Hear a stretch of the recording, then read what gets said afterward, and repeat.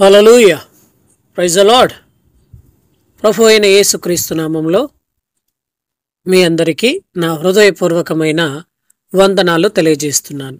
అదేవిధంగా క్రీస్తునందు నిలిచి ఉన్న వారికిని, పరిశుద్ధులకును, ప్రవక్తలకును, బోధకులకును, విశ్వాసులకును, క్రీస్తును కలిగి ఉన్న ప్రతి ఒక్కరికి నా ప్రత్యేకమైన వందనాలు తెలియజేస్తున్నాను.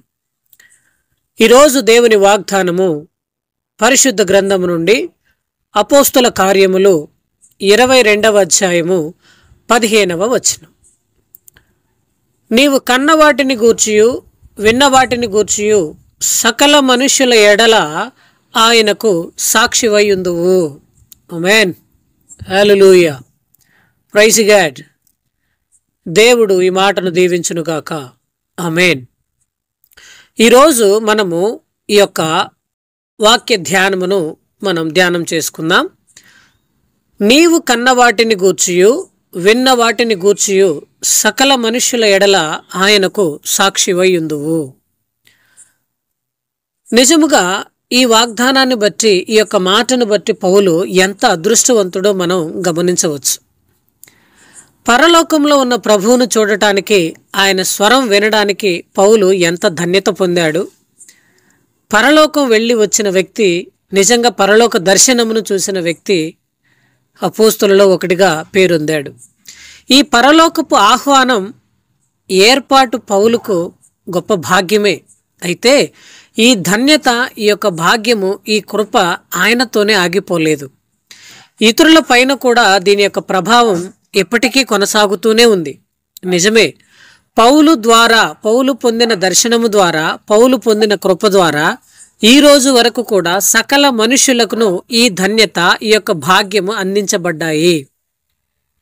కాబట్టి ఐరోపా దేశాలన్నీ కూడా సువార్త వ్యాప్తి విషయంలో పౌలుకు చాలా రుణపడి ఉన్నాయి. మనము కూడా ప్రభువు కోసం సాక్షులుగా ఉండేందుకు ఆయన మనకు ప్రత్యక్షపరుచుకున్నాడు. ఈ అమూల్యమైన ప్రత్యక్షతను మనలోనే దాచుకుంటే అది చాలా ప్రమాదకరం. నిజముగా ఈ రోజుల్లో కూడా దేవుని ఎరిగి ఉన్నవారు, దేవుని స్వరాన్ని వినగలుగుతున్నవారు, దేవుని యొక్క దర్శనములను చూచుచున్నవారు కోకొల్లలుగా ఉన్నారు. నిజముగా వారికి దేవుడు అంత కృపను అనుగ్రహించాడు. కానీ మరి వారు కన్నవాటిని గూర్చి, వారు విన్న వాటిని గూర్చి అనేక మనుషుల ఎడల వారు సాక్షులై ఉన్నారా లేదా అనేది మనం ఈ విషయాన్ని గమనించాలి. మరి నీకు కలిగిన ఒక దర్శనమును గూర్చి, నీవు దేవుడి యొక్క స్వరాన్ని వినటాన్ని గూర్చి, నీవు పొందిన ప్రత్యక్షతను గూర్చి నీవు అనేక మంది దగ్గర నీ యొక్క సాక్ష్యమును పంచుకోకుంటే అది చాలా ప్రమాదకరం. ముందుగా మనం ప్రభువును చూసి ఆయన స్వరాన్ని వినాలి. ఆ అనుభవం మనకు లేకపోతే ఇతరులతో పంచుకోవడానికి, దేవుని యొక్క సువార్త వ్యాప్తికి మన దగ్గర ఏముంటుంది? నీవు ఏ సాధనంగా వాడబడతావు? మనం ప్రభువును చూసి ఆయన స్వరం వింటే ఆయన గూర్చిన సాక్ష్యాన్ని మనం కలిగి ఉంటాం.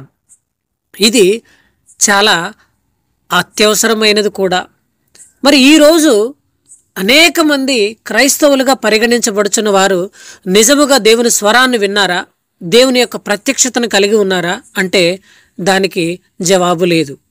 ప్రత్యక్షత లేని వారు, దేవుని స్వరాన్ని వినలేని వారు కూడా ఈరోజు బోధకులుగా ఈ యొక్క ప్రపంచంలో చలామణి అవుతున్నారు. మరి దేవుని ప్రత్యక్షతను నీవు చూడకుండా, దేవుని స్వరాన్ని వినకుండా ఏ ఉద్దేశంతో దేవుని ఉద్దేశాన్ని నెరవేర్చటం నిజముగా సాధ్యపడుతుందా? ప్రకటించబడే వాక్యం విశ్వాసుల విషయంలో అది ఫలించనుందా? అది ఫలిస్తుందా? కేవలం దేవుడు ఏమైతే బోధించమన్నాడో వాటినే ప్రకటిస్తున్నారా, లేదా వారి యొక్క సొంత మాటలు కలగలిపి ప్రకటిస్తున్నారా?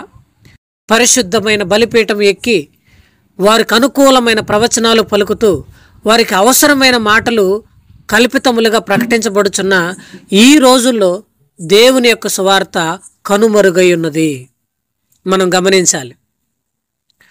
మనం ప్రభువును చూసి ఆయన స్వరం వింటే ఆయన గూర్చిన సాక్ష్యాన్ని మనం కలిగి ఉంటాం. ఇది వ్యక్తిగత సాక్ష్యం. ఆయనకు సాక్షివైయుందువు అని వ్రాయబడి ఉంది. ఇది క్రీస్తు నిమిత్తమే. నీ సాక్ష్యం నిలకడగాను అర్థవంతంగాను ఉండాలి. అన్నింటికంటే సాక్ష్య జీవితానికి మొదటి ప్రాధాన్యతను నువ్వు ఇవ్వాలి. సకల మనుషులకు సాక్షులుగా ఉండటం అంటే సులువుగా మన మాటలను అంగీకరించే ఏదో కొద్ది మందికి సాక్ష్యం చెప్పడం కాదు.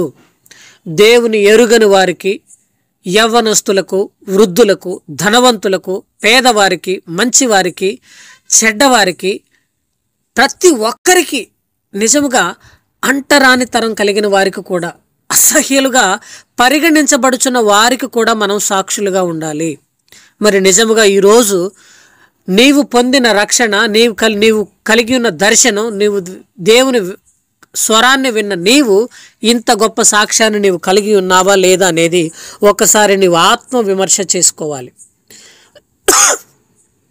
దేవుని కలిగి ఉన్న మనము, దేవుని స్వరాన్ని విన్న మనము, దేవుని యొక్క ప్రత్యక్షతను చూసిన మనము మోగదయ్యం పట్టిన వారిలో మనం నోరు మూసుకొని ఉండిపోకూడదు.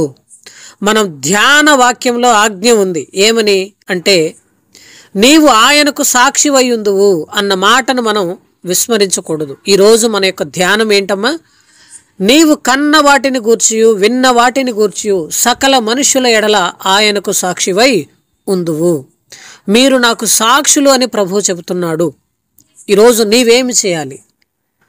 నీవు ఆయనకు సాక్షిగా ఉన్నావా? నీవు ఒకవేళ సాక్షిగా ఉంటే, లేకపోతే ప్రభువా ఈ మాట నాలో నెరవేర్చు ప్రభువా అని నీవు ప్రార్థన చేయాలి.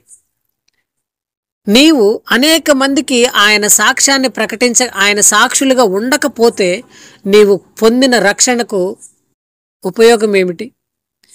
దేవుడు నీ కొరకు రక్తమును కార్చి సిలువలో బలియాగమయ్యి నిన్ను ఒక్కడిని రక్షించటానికే కాదు, రక్షించబడిన నీవు అనేక మందిని దేవుని యొద్దకు నడిపించడానికి దేవుని యొక్క ఉద్దేశం అదై ఉన్నది.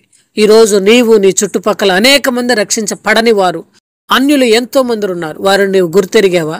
వారి కొరకు నీవు ప్రార్థన చేసావా? వారి యొద్దకు వెళ్ళి నువ్వు పొందిన సాక్ష్యాన్ని వారి యొద్ద పంచుకున్నావా? నిజముగా ఈ రోజుల్లో చాలా కనుమరుగై ఉన్నది, చాలా కొరతగా ఉన్నది. అనేక మంది ఇంకా రక్షించబడాల్సిన వారు చాలామంది ఉన్నారు. మరి పొందిన నీవు దయ్యం పట్టిన వాడిలా నీకు మాత్రమే నువ్వు ప్రార్థన చేసుకుంటూ, నీవు మాత్రమే ఒక్కడివే ఉంటూ దానివల్ల ఉపయోగం ఏమిటి? క్రీస్తు సర్వ మానవాళి కొరకు ఆయన చనిపోయాడు, అందరి కొరకు ఆయన రక్తము కార్చాడు. మరి నీ ప్రార్థన కేవలం నీ కుటుంబానికి మాత్రమేనా, లేకపోతే అనేక మందికి ఆదర్శమాయంగా లేదా అనేక మందికి ఆశీర్వాదకరంగా ఉందా లేదా అనేది నువ్వు గమనించుకోవాలి. కేవలం నీవు మాత్రమే చర్చికి వెళ్ళి నీవు మాత్రమే రక్షించబడి నీ కుటుంబంలోని వారు కూడా రక్షించబడకుండా ఉంటే దాని వలన దేనికి ప్రయోజనము? నీవు పొందిన రక్షణ వలన దేనికి ప్రయోజనం? కాబట్టి నా ప్రియమైన వారలారా, నా ప్రియ సహోదరి సహోదరుడా, నీవు గమనించాలి. నీవు దేవుని కొరకు సాక్షిగా ఉన్నావా? నీవు దేవుని గురించి ప్రకటిస్తున్నావా? దేవుని యొక్క మాటలను అనేక మందికి ప్రకటించడానికి నీవు నడుము కట్టుకొని ఉన్నావా అనేది గమనించాలి. క్రీస్తు సాక్షిగా నీవు ఉండాలి. ఏలియా వలె సాక్షిగా నిలబడాలి. రోషము కలిగి దేవుని ప్రకటించాలి. కాబట్టి దేవుడి మాటను నీ యొక్క హృదయం మందు పదిలపరిచి భద్రపరిచి నిత్యము దీన్ని ధ్యానిస్తూ ఈ మాటను మీ యొక్క హృదయంలో నెరవేర్చబడునుగాక. ఆమేన్. దేవుడి మాటలు దీవించి ఆశీర్వదించునుగాక. ఆమేన్. ఆమేన్. హల్లెలూయా.